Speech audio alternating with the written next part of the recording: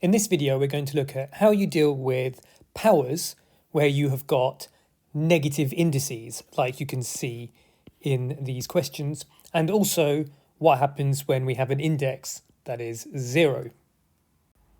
Before we get into that, however, you need to be comfortable with reciprocals. In case you've forgotten, a quick recap. The reciprocal of a number n is simply 1 over that number. So the reciprocal of n is 1 over n. Pause the video and see if you can answer the following 3 questions.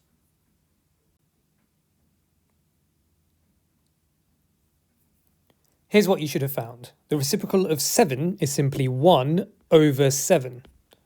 The reciprocal of 1/3 is 1 over 1/3, and that simply turns out to be 3. Finally, the reciprocal of 2/3 is 1 over 2/3, and that turns out to be 3 over 2. If you're not sure of exactly what's going on here, you need to go back to topic N7a, where we look at reciprocals, and maybe even topic N2f, where we look at dividing with fractions. However, for the sake of this video, I'm just going to tell you the shortcut. To find the reciprocal of a number, you need to swap its numerator and denominator around. Now, let me illustrate what I mean by that. To find the reciprocal of 7, what we have to realise is that 7 is the same as 7 over 1. And you can see that the reciprocal of that is simply the same thing, but with the numerator and denominator swapped around. With the next one, to find the reciprocal of 1/3, we need to swap the numerator and denominator around, and that would give us 3 over 1, which is actually just 3. Finally, with 2/3, remember what we said, to find the reciprocal, you just want to swap the numerator and denominator around, and we get 3 over 2. Okay, let's put that to one side, and we'll come back to it a little bit later in the video. Now, let's look at a way of making sense of negative indices. Suppose we want to work out what 2 to the power of -1 is. Now, we're going to work out what that is by spotting patterns. So let's build up our powers of 2 until we get to something that we know how to do. So I can increase my index from -1 to 0 to get 2 to the power of 0, but unfortunately we don't know how to do that just yet. If we increase the index again, we get 2 to the power of 1. And that we know. We know that that is simply 2. Let's increase the index again. If I've got 2 to the power of 2, or 2 squared, that is simply 2 times 2, which is 4. If I have 2 to the power of 3, that is 2 cubed, or 2 times 2 times 2, that's 8. And finally, let's just have a look at 2 to the power of 4, which is 2 times 2 times 2 times 2, which is 16. Now, can you see a pattern here? Working downwards, hopefully you can see that we are simply dividing by 2 every time we reduce the index here by 1.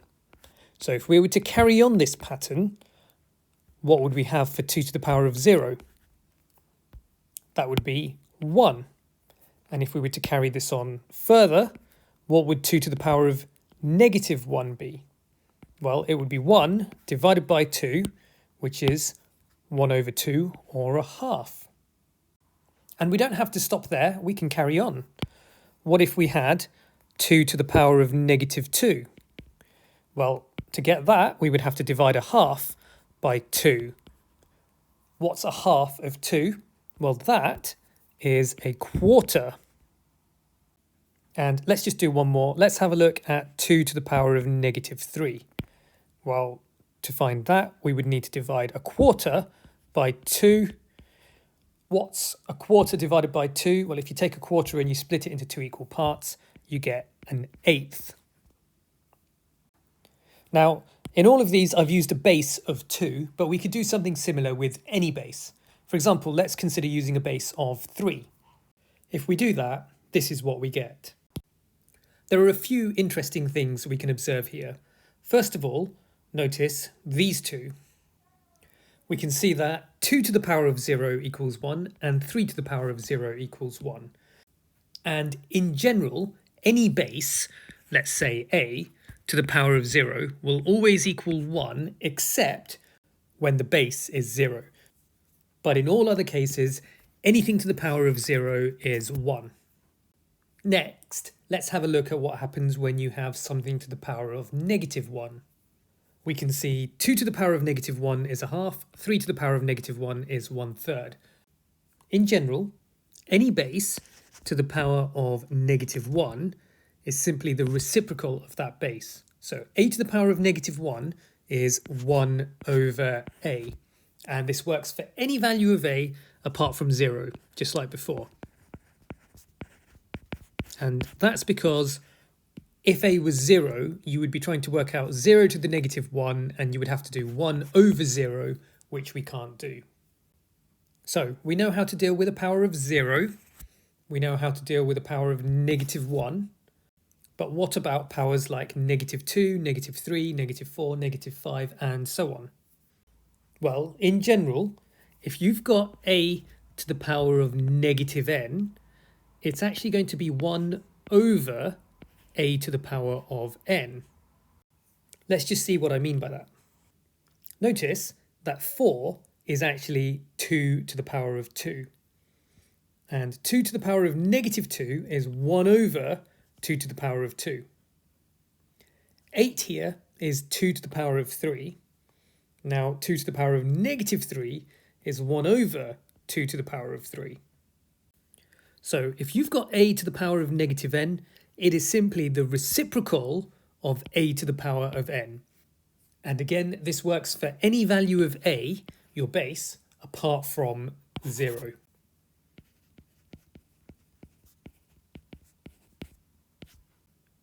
So we've got 3 rules here.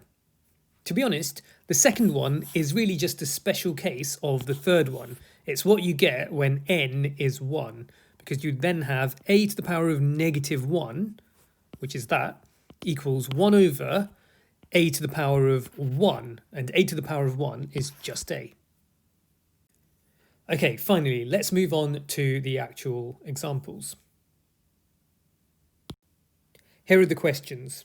Now, just to recap the 3 rules, we saw that a to the power of 0 is 1, a to the power of -1 is simply the reciprocal of a, or 1 over a, and if you've got a to the power of -n, that equals 1 over a to the power of n. It's the reciprocal of a to the power of n. Now, those are all true except when a is 0. So I'm just going to put a is not equal to 0 in brackets there. Looking at the first example, we've got 2 to the power of -1. We know something to the power of -1 is 1 over that something. So 2 to the power of -1 is simply going to be 1 over 2. It's a half. In fact, we saw this very example a few moments ago. Let's have a look at B. We've got 3 to the power of -2. So that's something more like this. We've got 3 to the power of -2. Now that's going to equal 1 over 3 to the power of +2. Now that is simply 1 over 9, or 1/9. For question C, using the same rule, we have 5 to the power of -3 is 1 over 5 to the power of 3. Pause the video and see if you can work out what that is. 5 to the power of 3 is 125. So here we have 1 over 125. 5 to the power of -3 is 1 over 125. Pause the video and have a go at questions D and E for yourself. Here's what you should have found. 10 to the power of -4 is 1 over 10 to the power of 4. And that is simply 1 over 10,000. 10 to the power of 4 here is 10,000. 7 to the power of -2 is 1 over 7 to the power of +2. And that is 1 over 49. Now, let's move on to question F. we have 1/3 to the -1. So it's very similar to question A. We've got something to the power of -1. And remember what we said. If you raise something to the power of -1, all you're really doing is finding the reciprocal of that thing. The reciprocal of 2 is a half. So in this case, 1/3 to the power of -1 is simply the reciprocal of 1/3. And if you remember what we saw earlier in the video, that is simply going to be 3/1, or just 3. Notice you can make your life a lot easier if you understand reciprocals well. If you're not sure about reciprocals, however, what you would have to do is something like this. You would notice that we've got something raised to the power of -1, and that means we've got 1 over that something. So it's 1 over 1/3. Now, we've got a fraction within a fraction, and we don't like that. So we want to convert it into an equivalent fraction. And we can do that by multiplying the numerator and denominator by the same thing. Now, if I multiply the denominator by 3, I will get 1 whole. 3 lots of 1/3 is 1 whole. Now, to keep this fraction equivalent, I need to multiply the numerator by the same thing. 1 times 3 is 3, so I get 3/1, which is just 3. So you can work it out like this, but it's a lot of effort, and it would be much quicker if you just think in terms of reciprocals. Okay, moving on to question G. We've got 2/7 to the power of -2. So let's think in terms of reciprocals. We've got a to the power of -n is the reciprocal of a to the power of +n. So what we want here is the reciprocal of 2/7 to the power of +2. Now, 2/7 to the power of 2 is 4/49. It's 2/7 times 2/7. Now, 2/7 to the power of -2 is the reciprocal of this. And if you remember what we said earlier in the video, to find the reciprocal, you can simply swap the numerator and denominator around. So this is going to be 49/4. Pause the video and see if you can do part H for yourself. Here's what I get. 5/4 to the -3 is the reciprocal of 5/4 to the +3. Now, 5/4 to the power of +3 is 125/64. That means 5/4 to the power of -3 is going to be the reciprocal of that, and we can find that by swapping the numerator and denominator around, and that gives me 64/125. Finally, we've got 8 to the power of 0. We get a chance to use this rule that we saw here. Anything to the power of 0, apart from 0 itself, gives you 1. So we've got a base of 8, an index of 0. That means it's going to be 1.